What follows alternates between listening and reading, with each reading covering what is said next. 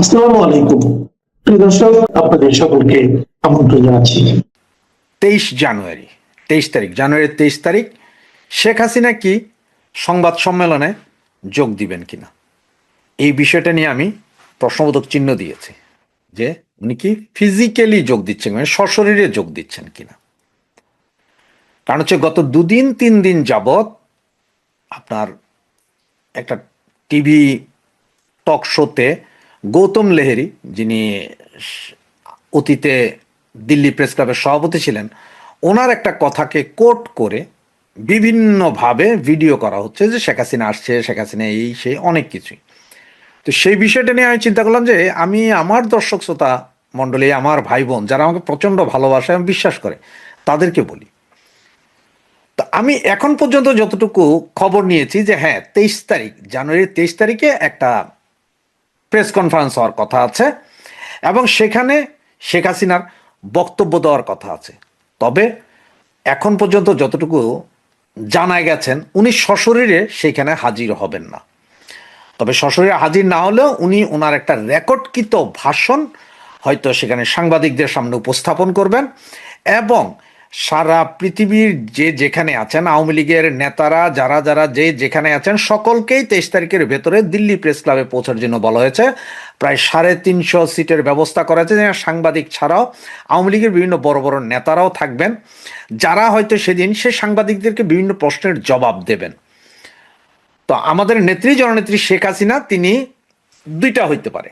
এক, উনি আগে রেকর্ডকৃত একটা ভিডিও ওখানে স্ক্রিনে চালিয়ে দেওয়া হইতে পারে, অথবা দ্বিতীয়, যখন সবাই উপস্থিত হবেন তখন হয়তো উনি 3-4 মিনিটের জন্য আপনার ভার্চুয়ালি এসে সরাসরি, যেমন এখন যেভাবে আমি কথা বলছি লাইভে যখন আপনারা দেখছেন, সেভাবে সাথে 2-3 মিনিট বা 5 মিনিটের জন্য একটা ভাষণ দেশ, জাতি এবং ইন্টারন্যাশনাল সবার উদ্দেশ্যে দিতে পারেন।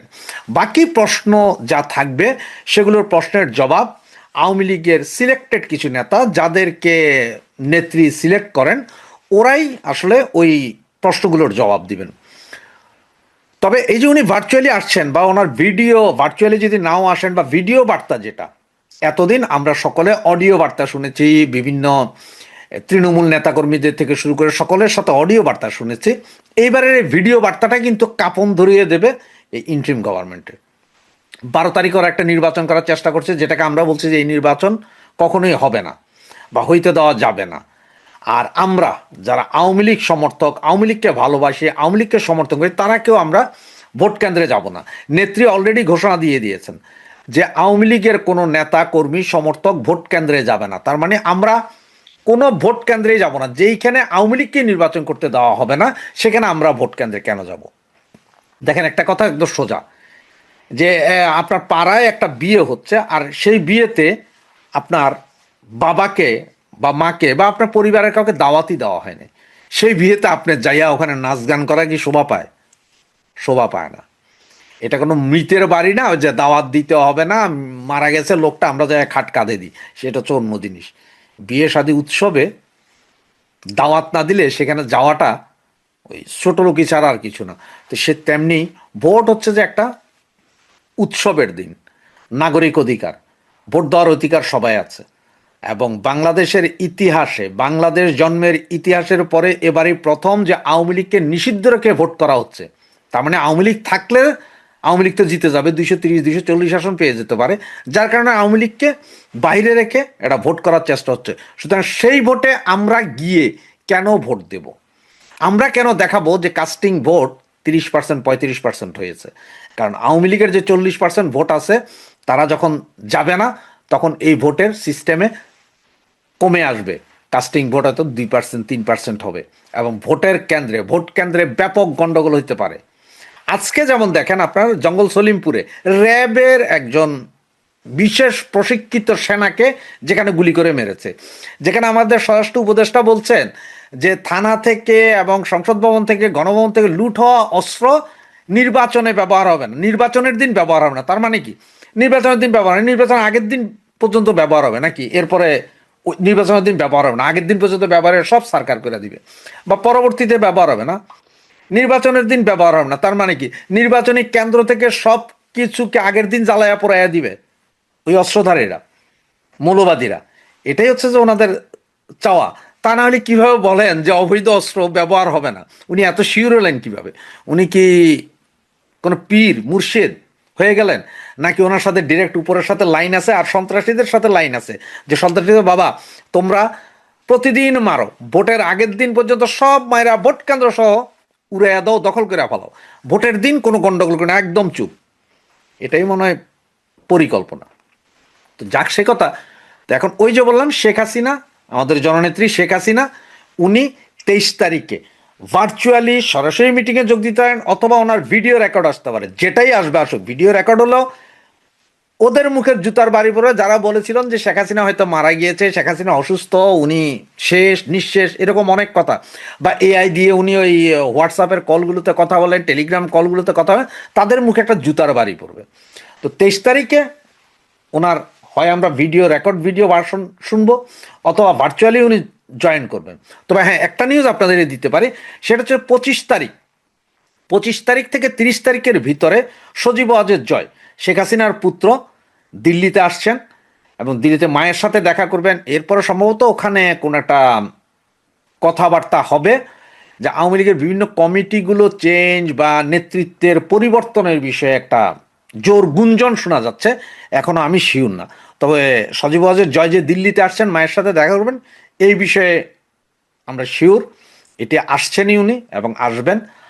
আর বাকি এই মুহূর্তে কিছু জানি না। তবে হ্যাঁ, 23 তারিখে আমাদের জননেত্রী যেই কথাই বলবেন বলুক, ভাষণে যাই বলবেন বলুক, সেইটা অবশ্যই এই নির্বাচন এবং এই অবৈধ সরকার নিয়েই থাকবে, এবং সেদিনই সিদ্ধান্ত হয়ে যাবে যে আওয়ামী লীগ কী করতে চাচ্ছে বা কি হবে, এটা গ্যারেন্টি দিতে পারি। সুতরাং সেই পর্যন্ত আমরা একটু দেখি যে কি হয়, আর এর ভিতরে যদি কোনো আপডেট থাকে আমি আপনাদেরকে জানাবো। জয় বাংলা, জয় বঙ্গবন্ধু।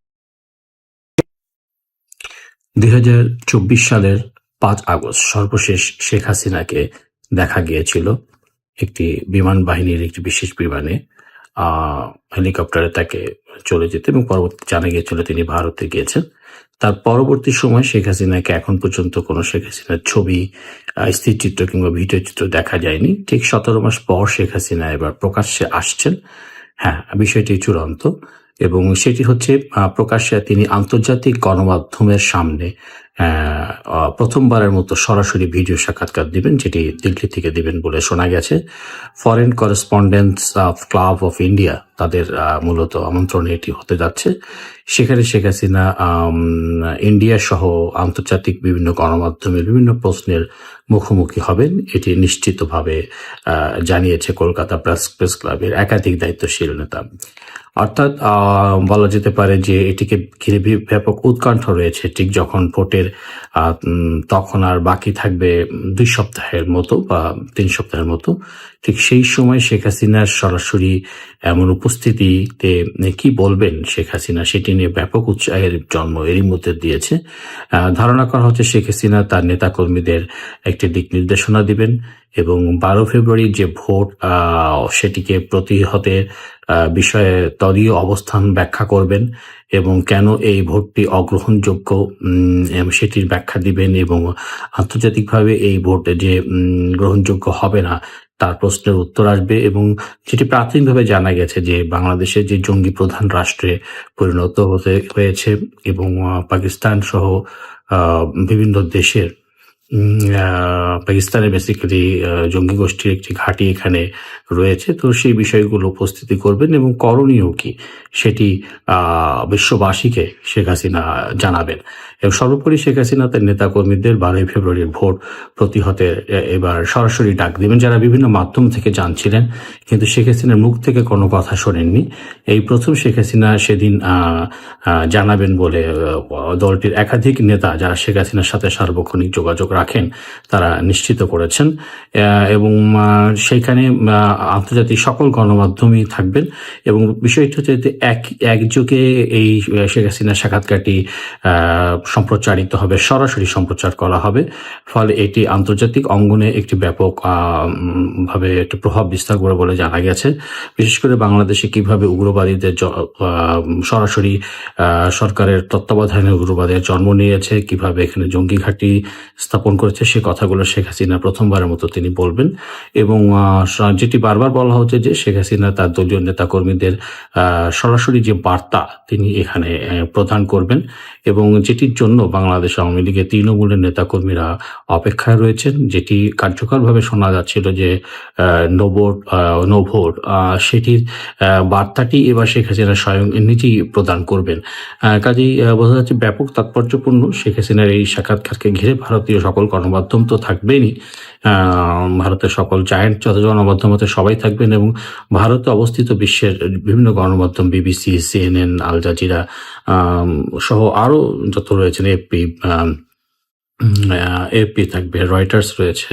সো তারা প্রত্যেকেই এই শেখ হাসিনার যেই বক্তব্য সেটি সরাসরি সম্প্রচার করবে বলে কলকাতার একাধিক সাংবাদিক বিষয়টি নিশ্চিত করেছে, এবং শেখ হাসিনার সাথে সার্বক্ষণিক যোগাযোগ রাখেন তারাও বলেছেন। ফলে স্পষ্ট বলা যায় শেখ হাসিনার সরাসরি বার্তা তৃণমূলের কাছে এই প্রথমবারের পৌঁছাবে, যেখানে ব্যাপকভাবে উচ্চারিত হবে নো ভোট, নো ভোট।